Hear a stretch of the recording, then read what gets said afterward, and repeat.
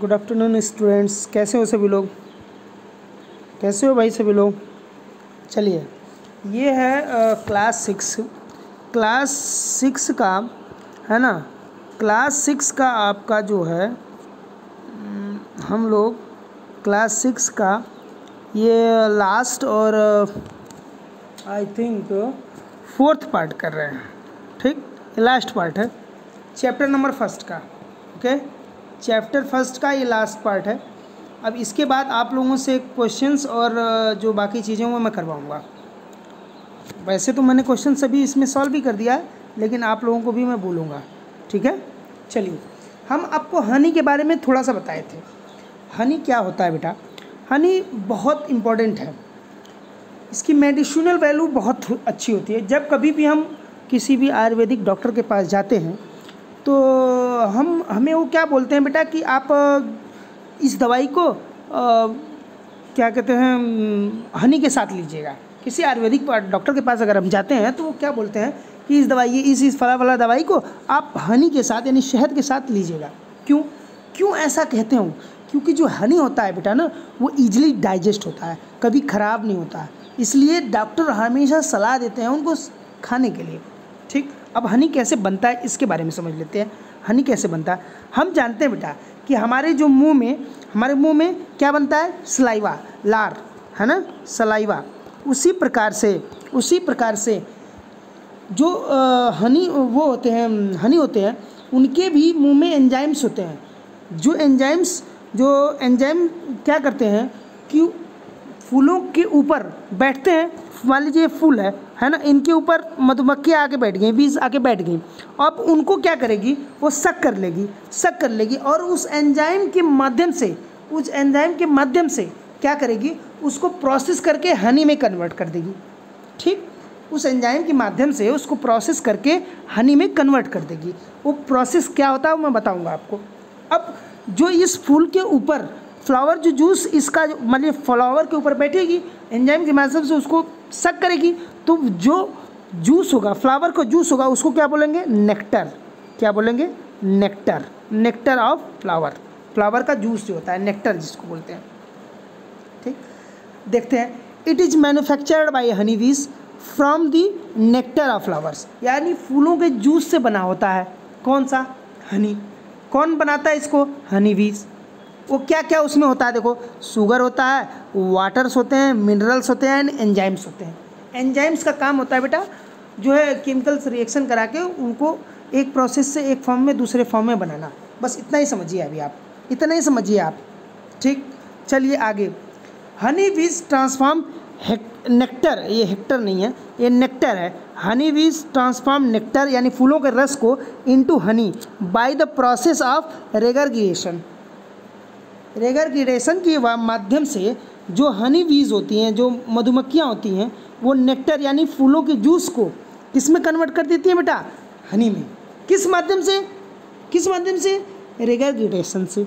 रेगर हिंदी में लिख दें, रेगरगेशन, इस माध्यम से, रेगरगेशन माध्यम से इसको कन्वर्ट करते हैं। आपसे पूछा जाएगा कि जो हनी होती है वो नेक्टर को यानी फूलों के जूस को किस माध्यम से, किस प्रोसेस से, किस में कन्वर्ट कर देती है?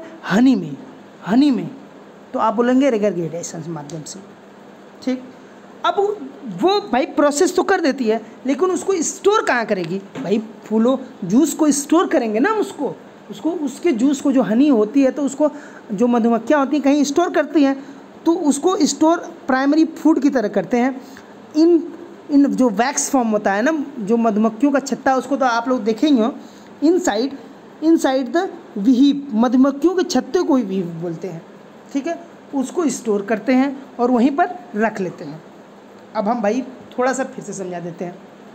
देखो, हनी की मेडिसिनल वैल्यू अच्छी होती है, इसीलिए बहुत सारे आयुर्वेदिक डॉक्टर होते हैं, वो हमको क्या बोलते हैं कि हनी के साथ ही दवा को लेना चाहिए। क्यों? क्योंकि ये इजीली डाइजेस्ट हो जाता है और ये कभी ख़राब नहीं होता। इसीलिए हमारे जो मुंह में जो एंजाइम्स होते हैं, जो मुंह में सलाइवा होता है, उसी प्रकार से उस एंजाइम जो फूलों के रस को ले करके, वो एंजाइम जो नेक्टर को ले करके हनी में कन्वर्ट कर देता है। हनी भी हनी में कन्वर्ट कर देता है। इस प्रोसेस को क्या बोलते हैं? रेगरगिटेशन। रेगरगिटेशन, इस प्रोसेस को क्या बोलते हैं? रेगरगिटेशन। अब भाई वो प्राइमरी फूड है और उसको स्टोर कहाँ? Store in wax honeycomb inside the heap. जो छत्ता होता है मधुमक्खियों का, उसमें स्टोर किया जाता है, उसको रखा जाता है। किसको? हनी को। ठीक, आगे चलते हैं। Honey is easily digested and has great medicinal value. पहले ही बता चुके हैं, वो बहुत आसानी से पच जाता है और इसकी जो मेडिसिनल वैल्यू है, जो इसकी मेडिसिनल वैल्यू है वो बहुत अच्छी है। ठीक, चलिए एपीकल्चर। एपीकल्चर क्या होता है? हनी जो होता है ना बेटा, जैसे हम पोल्ट्री फार्म करते हैं, पोल्ट्री फार्म का क्या मतलब है? यानी पोल्ट्री फार्म का मतलब है कि मुर्गियों या चिकन से रिलेटेड कोई चीज़ वहाँ पर होगी, या तो मुर्गी पालन हो रहा होगा या तो वहाँ पर मुर्गी पालन के द्वारा एग प्रोड्यूस किया जा रहा होगा। ठीक, ये आपको हम पहले ही बताए हैं। तो एपीकल्चर में जो हनी बीज होती है ना, उनकी खेती की जाती है लार्ज स्केल में, बहुत ज़्यादा स्केल में, बहुत सारी मधुमक्खियों को इकट्ठा करके एक खेती, वहाँ पे ढेर सारे फूल लगा दिए जाते हैं। उन्हीं फूल को, रस को, जो हम क्या कहते हैं? नेक्टर कहते हैं। फूलों के रस को हम क्या बोलते हैं? नेक्टर कहते हैं। उन्हीं फूलों को रस को प्रोसेस करके किस में कन्वर्ट कर देती है? हनी। एंजाइम्स के माध्यम से किस में कन्वर्ट कर देती हैं? बोलिए भाई, हनी में कन्वर्ट कर देती हैं। तो एपीकल्चर में हम क्या देखते हैं कि rearing honey be on large scale and collecting honey is called apiculture. भाई उनकी स्टडी और उनको जिलाना खिलाना ही एपीकल्चर है। बोलो, समझ में आया कि नहीं आया? एपीकल्चर आपसे पुनः पूछा जाए किससे रिलेटेड है, तो आप बोलेंगे apiculture related to honey bee, या हनी से रिलेटेड है। ठीक है, उनको लार्ज स्केल में, बहुत बड़े मात्रा में बिजनेस करना, फूल वूल लगाकर उनको छोड़ दिया जाता है। वो फूलों को रस को सक करती हैं, चूसती हैं, और एंजाइम्स के माध्यम से नेक्टर को, यानी फूलों को, जूस को किस में कन्वर्ट कर देती हैं? किस में कन्वर्ट कर देती हैं? हनी में कन्वर्ट कर देती हैं। ठीक है, और हनी में क्या क्या मिलता है? शुगर मिलता है, वाटर मिलता है, मिनरल्स मिलते हैं, अदर चीज़ें मिलती हैं। ठीक है, स्टोर कहाँ किया जाता है? विहिव में। स्टोर कहाँ किया जाता है? विहाइव में, छत्ता में। ठीक, अब हम आगे देखेंगे। आगे हम देख रहे हैं animal on the basis of what they ईट।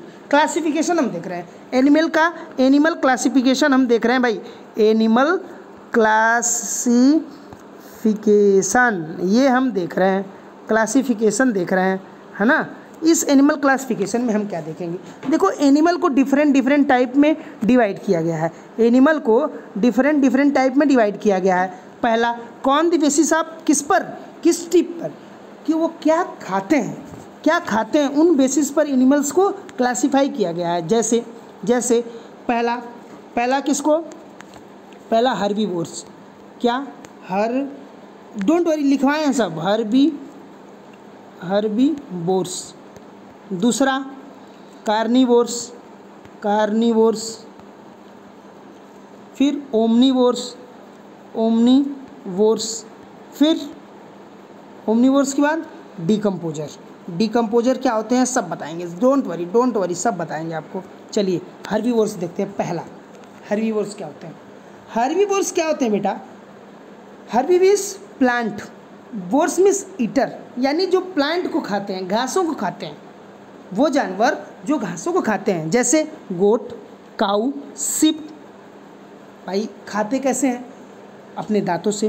तो उनके देखो, हमारे दांत कैसे होते हैं बेटा, हम आपको दांत बता देते हैं, दांतों के बारे में समझा देते हैं।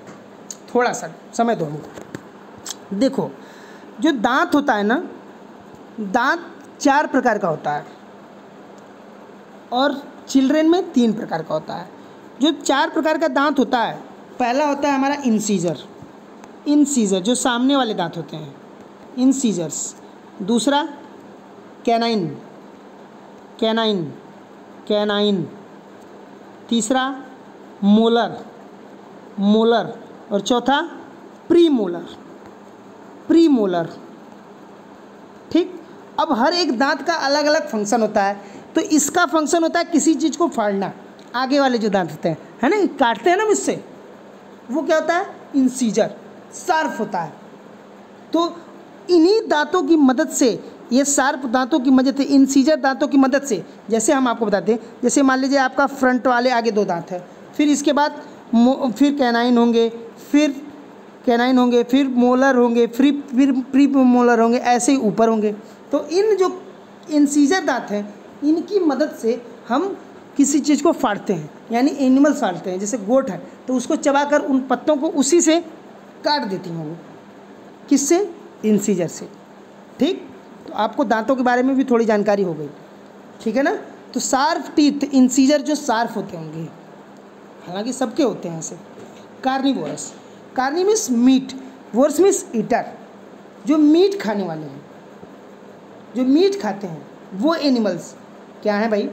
लायन, स्नैक्स, है ना, टाइगर, टाइगर भी बोल अरे भाई टाइगर भी तो है, बहुत सारे हैं टाइगर। इनके जो जबड़े होते हैं ना, जबड़े यानी साइड के जो दांत होते हैं, कैनाइन जिसको बोलते हैं, आपको बताया अभी कैनाइन, और जो इसी की मदद से, इसी की वजह से, कैनाइन अच्छे होने की वजह से बेटा जो ये कार्निवोर्स होते हैं, इस टाइप के एनिमल होते हैं ना, उनके जो पंजे होते हैं ना, उनके जो जबड़े होते हैं वो मजबूत होते हैं, साइड के दांत अच्छे होते हैं, और इनके क्लॉज है ना, जो पंजे होते हैं ना वो भी अच्छे होते हैं। भाई स्नैक्स के तो नहीं होते हैं, बट लायन और टाइगर के होते हैं, इन्हीं की वजह से वो फाड़ कर खाते हैं, और शार्प जो कैनाइन अच्छा होता है इनका। कार्निवोरस, कार्निवोरस मतलब carni means meat, vorous means eater. वो एनिमल जो मीट खाते हैं उनको क्या बोलते हैं? कार्निवोरस। वो एनिमल्स जो प्लांट्स खाते हैं हर्बीवोरस, लाइक गोट, काऊ, सीप, है ना, बफेलो, ये सब क्या है? कार्निवोरस है। उनके इंसीजर्स जो दांत आगे वाले होते हैं तो वो बहुत शार्प होते हैं। कार्निवोरस में क्या होता है? Carni means meat, vorous means eater, यानी लायन, जो है टाइगर और स्नैक्स, ये सब क्या है? ये सब क्या है? कार्निवोरस है। चलिए आगे, ओमनीवोरस। ओमनी मीन्स होता है ऑल, वोरस मीन्स ईटर, यानी सब कुछ खाने वाले, जैसे वियर यानी भालू, क्रो, ह्यूमन्स, भाई हम लोग भी सब्जी प्लांट खाते हैं, मीट भी खाते हैं, तो हम लोग कैसे हुए? ओमनीवोरस, ओमनीवोरस, ओमनीवोरस, यानी सब कुछ खाने वाले। आगे देखिए, समझ में आ रहा है आप लोगों को? चलिए आगे देखते हैं। डीकम्पोजर, ये सब आप लोग पहले पढ़ चुके बेटा, कार्निवोरस, हार्निवोरस, अरे हर्बीवोरस, ओमनीवोरस, ये सब आप लोग क्लास 4-3 से पढ़ते आ रहे हो, ठीक है। डीकम्पोजर जो होते हैं बेटा, वो किसी भी चीज़ को मिट्टी में मिला, जैसे पेड़ जो सड़ जाता है ना, उसको बिल्कुल मिट्टी में ख़त्म कर देते हैं मिला करके। तो जो मरा हुआ जानवर होता है उनको सड़ जाता है, बदबू करता है, तो उनको डिकम्पोज कर देते हैं, मिट्टी में मिला देते हैं, है ना। वेरी स्मॉल माइक्रो ऑर्गेनिज्म होते हैं, है ना, तो उन्हीं को क्या बोलते हैं? डिकम्पोजर। बहुत छोटे छोटे जीव होते हैं, उनको क्या बोलते हैं? डिकम्पोजर। ठीक, अब एक और है जिसको इस श्रेणी में इसलिए नहीं रखा गया है कि क्यों, उसको बेटा हम लोग बहुत कम देखते हैं, जैसे स्कैवेंजर इसको बोलते हैं। इस कैटेगरी को क्या बोलते हैं? स्कैवेंजर। क्या बोलते हैं? स्कैवेंजर। कौन कौन से एनिमल होते हैं? जैसे जैकॉल होता है, वल्चर गिद्ध होता है, that eat flesh of dead animals. Jackals और गिद्ध जो होते हैं वो जो है बेटा, जो एनिमल्स हमारे सड़ जाते हैं, मर जाते हैं, उनके फ्लैश के यानी उनके मांस के लोथड़े को खाना ज़्यादा पसंद करते हैं, ठीक है। इसीलिए भाई सड़ गल जाएगा, कोई चीज़ अगर अर्थ के सरफेस पे पड़ी रहेगी, मर जाएगा, तो अगर वो सड़ेगा बेटा तो बदबू करेगा तो ढेर सारे बैक्टीरिया जो है हम लोगों को नुकसान करते हैं। तो इस वजह से जो अर्थ क्लीनर इन जानवरों को क्या बोला जाता है? अर्थ क्लीनर, ठीक है। इन एनिमल्स को क्या बोला जाता है? अर्थ क्लीनर। क्यों? क्योंकि ये पृथ्वी को साफ करने में मदद करते हैं, ठीक है। चलिए आगे देखते हैं। अब बेटा हम मतलब आप लोग 6 में पढ़ रहे हो, अब आप लोग बड़े हो गए हो, ठीक है ना। बड़े हो गए हो तो कुछ चीज़ें ऐसी हैं कि हमको खाने को कैसे बचाना चाहिए, इसके बारे में जानना है। भाई खाना हम लोगों को फेंकना नहीं चाहिए ना, वो किसी के भी काम आ सकता है, या हम कम मात्रा में बनाएं तो ज़्यादा दिन चलेगा। बहुत कुछ चीज़ें हैं जो हमको सीखना है ना। तो हमको क्या करना है कि हमको बहुत ज़्यादा, पहली बात कि बहुत ज़्यादा खाना नहीं चाहिए।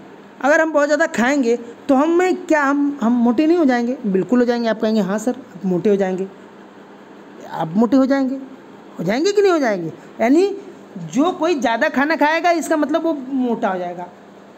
देखो भाई, we should not eat excess because it will lead to obesity, यानी मोटापा जो एक बीमारी होती है, ओबेसिटी को हो जाएगा उसको। फिर दूसरा, शुड नॉट वेस्ट और throw food which was left over in the plate. भाई शादी वगैरह में जो फूड होता है ना, उसको हम लोग को फेंकना ऐसे नहीं चाहिए, है ना। उनको जो है किसी गाय वगैरह या जो इनको ज़रूरत है उनको दे देना चाहिए, ठीक है। ये सब चीज़ें हम लोगों को नहीं करनी चाहिए। ये सब चीज़ हम मान लीजिए घर में हैं तो हम हमारे पास बहुत सारे ऐसे मतलब किसी दिन खाना बच जाता है तो उनको फ्रीज में रख देना चाहिए, उनको स्टोर कर देना, उनको बचा के रखना चाहिए, वेस्ट नहीं करना चाहिए, फेंकना नहीं चाहिए। समझ में आ रहा है ना। तो ये सब स्टेप हमको लेना है, किसके लिए? वेस्टेज, फूड को वेस्टेज होने से। चलिए, we should stop the spoilage of food. भाई बेकार की चीज़ों को बनाकर इधर उधर हमको नहीं फेंकना चाहिए, ठीक है। ये सब चीज़ें जो हैं इनकी माध्यम से हम सब जो फूड है उसको बचा सकते हैं। ओके बेटा, तो बेटा हम इस चैप्टर को यहाँ पर फिनिश करते हैं, है ना। इस चैप्टर को फिनिश करते हैं। अब आप क्लास 6 का जो NCERT का बुक है ना, इस बुक के जितने भी क्वेश्चंस हैं ना, उन क्वेश्चंस के आंसर को आप लोग करिए।